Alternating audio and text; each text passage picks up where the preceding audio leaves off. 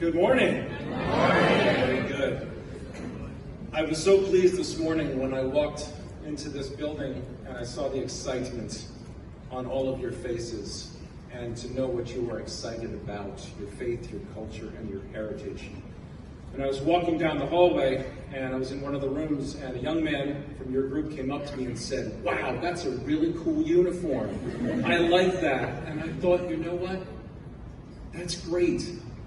You can look at me in a uniform and you're not intimidated. You're not afraid. And you look at this uniform and you say, and you know that I'm here to protect you. And every one of us are. Long Branch, New York City, and every law enforcement officer that's out there on the streets today. We are here to protect you, work with you, serve you, and keep you safe. That most certainly was not the attitude many years ago. We are glad that we could change that, and we are now more approachable. A couple things I want to share from you from my experiences. It was 26 years as a state trooper. The first one happened only this last spring up in rural Colts Neck. I was driving down one of our back roadways late at night, and I saw a motor vehicle that was pulled over on the side of the road with the hazard lights on. In this particular area, you don't leave people out there at nighttime because they're going to be out there a long time, and very few people go out that way. So I pulled behind them, hit the overhead lights of my car. I had the uniform on that I have right now, and I walked in. Who was there inside the car but a young Jewish man? And I looked in there and I saw a man in distress. I also saw a man that lost his way. Very, very heavy cigarette smoke and packs of cigarettes on the floor, wine bottles in the back of the car that had not been consumed yet, but most certainly were going to be soon. And he was in distress. He was in distress emotionally. I was able to spend some time with him and talk him back into a place where he was able to drive off on his own. But one of the questions that I asked him, I said, "Where are you going?" He said, "I'm going to Lakewood." I said, "No." I said, "Where are you going? Where are you going with your life?" And he just looked at me. He knew what I meant. And he looked down and in his lap again, and I looked down and I said, "Have you been observing Shabbat?" And then he looked down again and he goes, "No." I said, "Really?" So we talked a little while, and I said, "You need to see your rabbi."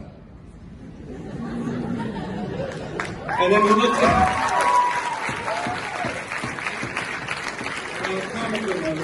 at me and he said, "Maybe you should be a rabbi." I said, I'm going to leave the rabbi work to your rabbi. But what that was unfortunately, it was a turning point for that young man. What he was doing is he was abandoning his base, he was abandoning his core, he was abandoning his faith. And it was something that he was doing. It was a long, slow process. As a father of 3 wonderful children, standing in front of a room full of teenagers, it's my responsibility to say, don't lose your base. Don't forget where you came from. Don't forget who you are. You have a wonderful culture, a wonderful heritage. What you are right now for the next generation is you are the tip of the spear. Remember that. It's you who are going to take your culture, your faith ahead for the next generation. Another story I'm going to share with you is when I was long ago when I used to be on road patrol. I had a marked unit and there was a car that was going far faster than it should have been going.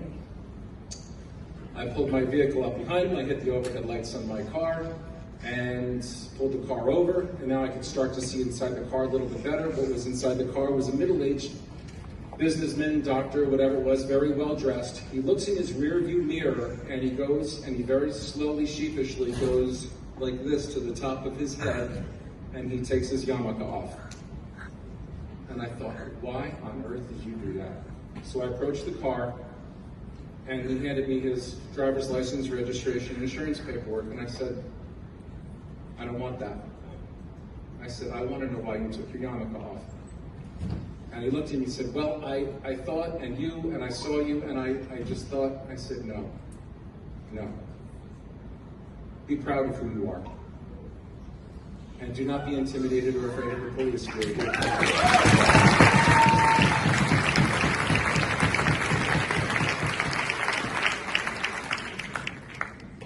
As the chief stated, it's not going to get better. And the chief, unfortunately, is right. So what we want you to do is, in the face of opposition, we want you to stand strong. Thank you.